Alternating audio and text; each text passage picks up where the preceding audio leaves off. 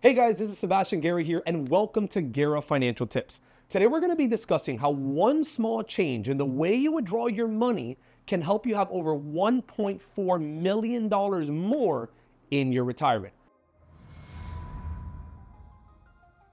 So a few weeks ago, I ended up meeting with a couple. They were both age 62 years old, and they had $1.2 million saved up for their retirement. They were getting about $5,000 a month in Social Security, and they needed an additional $5,000 per month to be able to maintain their quality of life of about $10,000 every single month. They had $1.2 million spread out between three separate buckets. They had $500,000 sitting inside the stock market in the S&P 500. They had $500,000 sitting inside an index annuity, and they had an additional $200,000 sitting inside a money market account for a grand total of $1.2 million.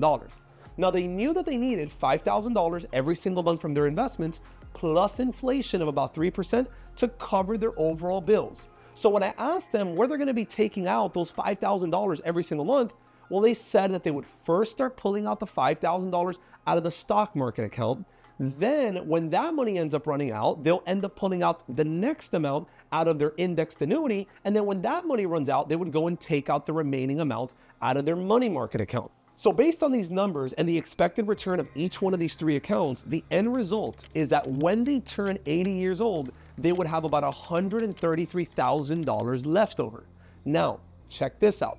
By making one small change in the way they withdraw the money every single year, it made a massive impact on how much they would have at the exact same age of age 80.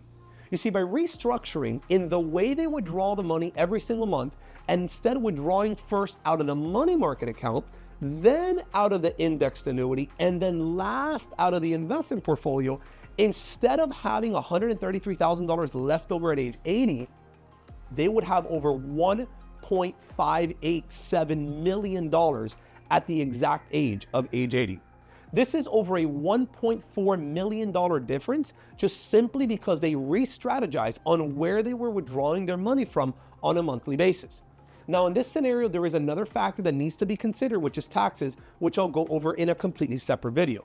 But when you are structuring your withdrawal order from your accounts, it is very important that we factor the volatility of your money in those accounts.